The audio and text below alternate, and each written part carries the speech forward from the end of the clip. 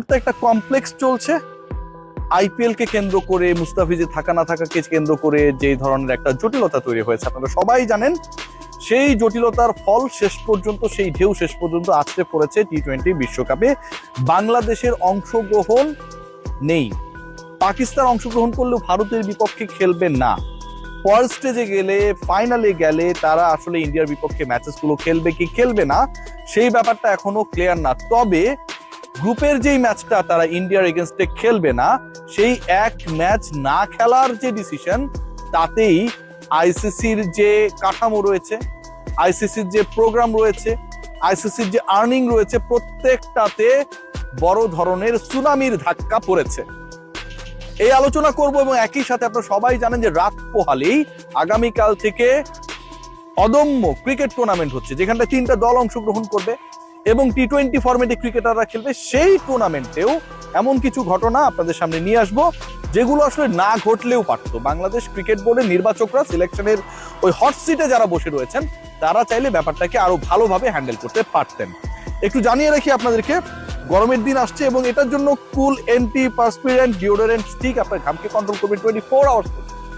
Under arm শুকনো রাখবে এবং একই সাথে আপনার কাপড় যেন ঠিকঠাক থাকে, ঘামের দাগ না বসে, সেটাও এনশিওর করবে। যা হোক, আইসিসির যে ইস্যুটা আপনাদের সাথে আমি আলোচনা করতে চাই, সেই আলোচনায় এনডিটিভির একটা রিপোর্ট আপনাদের সামনে শুরুতেই আনবো এবং সেই রিপোর্টে বলা হচ্ছে, আমার সামনে যে রিপোর্টটা রয়েছে, যে ইন্ডিয়া পাকিস্তানের যে ম্যাচ, শিডিউলড ম্যাচ, যেটা শ্রীলঙ্কার কলম্বোতে অনুষ্ঠিত হওয়ার কথা ছিল, যেই ম্যাচটা হবে না, কিন্তু ভারতকে ফ্লাই করে কলম্বোতে যাওয়া লাগবে। একটা অদ্ভুত ঘটনা কিন্তু, মানে তারা জানে তাদের প্রতিপক্ষ তাদের সাথে খেলবে না, কিন্তু পয়েন্ট পেতে গেলে তাদেরকে ভারত থেকে শ্রীলঙ্কায় যাওয়া লাগবে, মাঠে যাওয়া লাগবে, গিয়ে আনুষ্ঠানিকতা সারা লাগবে, শুধুমাত্র ওই যে ভিক্ষার পয়েন্ট পাকিস্তান যেটা ইন্ডিয়াকে দেবে সেই পয়েন্টটা এনশিওর করার জন্য। এবং সেটা অর্জন করার জন্য, ওই পয়েন্ট অর্জন করার জন্য ভারত ছেড়ে শ্রীলঙ্কায় গেলেও, কলম্বোয় গেলেও, এন্ড অফ দ্য ডে ভারতের এই অংশগ্রহণ, ভারতের এই প্রেজেন্সের কারণে আইসিসির আসলে কোনো লাভ হচ্ছে না। এনডিটিভি জানাচ্ছে ওই একটা ম্যাচকে ঘিরে টোটাল যে মার্কেট আইসিসির, ব্রডকাস্টারদের থেকে শুরু করে প্রত্যেকটা জায়গায়, সেটার ভ্যালু হচ্ছে 50 crore ইউএসডি, 50 কোটি মার্কিন ডলার। হিউজ। বাংলা টাকায় যদি আমরা কনভার্ট করি, সেটা দাঁড়ায় বাংলাদেশি মুদ্রায় 6120 কোটি টাকা। 6120 কোটি টাকা শুধু একটা ম্যাচ যদি পাকিস্তান ভারতের বিপক্ষে না খেলে, যে ব্যাপারে তাদের সরকার অলরেডি তাদের ডিসিশন মেক করেছে, পিসিবি সেটা জানিয়ে দিয়েছে, পুরো দেশের সমর্থন পাকিস্তানের পক্ষে রয়েছে এবং they are stick on the decision that they are not going to play against India on 15th of this month। বিশ্বকাপের সবচেয়ে বিগ ম্যাচ, সেমিফাইনাল, ফাইনাল, সেগুলো তো ডিফারেন্ট স্টেজ, বাট গ্রুপ পর্বের সবচেয়ে বিগ ম্যাচ, এক্সপেক্টেড ম্যাচ, যেই ম্যাচটা খেলানোর জন্য এবং খেলার জন্য ভারত পাকিস্তানের দেখতে পারে না ঠিকই, কিন্তু একই গ্রুপে রাখার চেষ্টা করে। আইসিসি লভ্যাংশের ওই খোঁজ করার জন্য পাকিস্তান ভারতকে এক গ্রুপে রাখার চেষ্টা করে। সেই ম্যাচ না হওয়ার কারণে 6000 প্লাস বাংলাদেশি টাকায়, 6000 কোটি প্লাস বাংলাদেশি টাকা শুধুমাত্র আইসিসি লস হবে।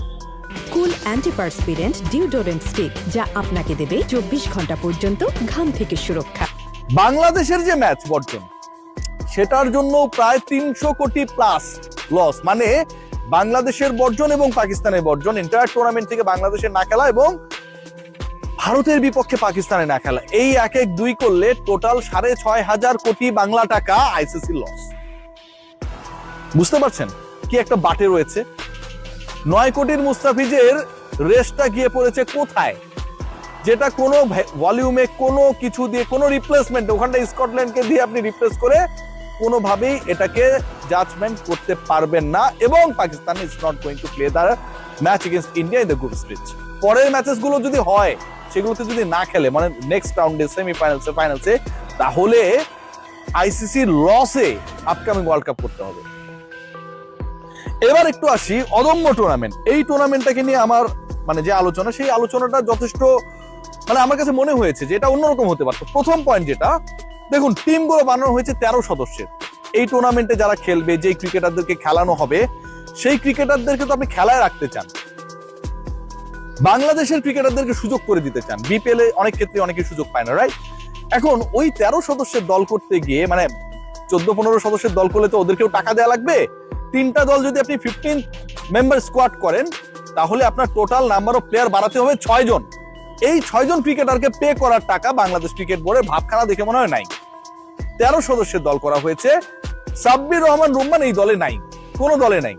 স্ট্যাটাস দিয়েছিলেন যে আমি আসলে কারো, অনেকটা বাংলা কথায় বলে যে মানে থাকে না যে তলপি বাহকের কাজ করি না, পা চাটি না, তেল মেরে আমাকে দলে রাখবেন স্যার, এই কাজটা করি না। সাব্বির রহমান রুম্মানের ভালো খারাপ মিলিয়ে বিপিএল গেছে। আপকামিং যে টুর্নামেন্টটা হচ্ছে সেখানটায় 40 জন ক্রিকেটার রয়েছে, দেশীয় ক্রিকেটার যারা টি20 খেলবে। এখন এই 40 জনের মধ্যে বাংলাদেশের ক্রিকেটার সাব্বির রহমান রুম্মান কি পড়ে না? আপনি তাকে রাখলেন না। এর আগের বিপিএল শেষেও সাব্বিরকে কোথাও কোনোভাবেই সুযোগ দেওয়া হয়নি। কাজী আশরাফ হোসেন লিপুর এই নির্বাচক প্যানেল সাব্বির রহমান রুম্মানকে পছন্দ করেন এবং এখানটাও তাকে রাখেনি। মানলাম সাব্বির চলে না, সাব্বিরের মধ্যে সম্ভাবনা নাই, ন্যাশনাল টিমে আর সুযোগ দেওয়া হবে না। হাসান মুরাদ, আপনারা সবাই জানেন যে বিপিএল এর ফাইনালের নায়ক, 3 উইকেট পেয়েছিলেন, কিন্তু অসাধারণ বল করেছিলেন। হাসান মুরাদ প্র্যাকটিস করেন, কিন্তু ওই 39 জনের যে ক্রিকেটারের লিস্ট, 3টা দলে 13 প্লাস করলে যে 39টা হয়, হাসান মুরাদ সেখানটার মধ্যে নেই। এবং এটাও কিন্তু যথেষ্ট পীড়াদায়ক। মানে একজন ক্রিকেটার ভালো করেছে, ফাইনালের মতো স্টেজে ভালো করেছে, সেই ক্রিকেটারকে আপনি আপনার দলে রাখছেন না। ফাইনালে 3 উইকেট পাওয়া ক্রিকেটার বাংলাদেশের যে 39 জন ক্রিকেটার মাঠে নামবে খেলার জন্য, সেই 39 জনের মধ্যে পড়ে না। এটা আপনি যাই বলেন না কেন ভাই, অযুক্তি। খেয়াল করে দেখবেন, বিগ ব্যাশ কাপিয়ে এসেছে রিশাদ হোসেন, লেগ স্পিন করেছে, লাহোর সম্ভবত রিশাদকে রিলিজ করে দিয়েছে, এরকম একটা নিউজে আমাদের মন খারাপ। তাতে কোনো কিছু আসে যায় না। বিগ ব্যাশের রিশাদের যে অর্জন, রিশাদের বাংলাদেশের হয়ে যে খেলা, গত বছর অসাধারণ খেলেছেন, সবকিছু মিলে আমরা অনেক গর্বিত। কিন্তু এই রিশাদ যখন লেগ স্পিন করবে আপকামিং টুর্নামেন্টে, আমার আর কোনো লেগ স্পিনারকে কি আমি সুযোগ দিতে পারতাম না?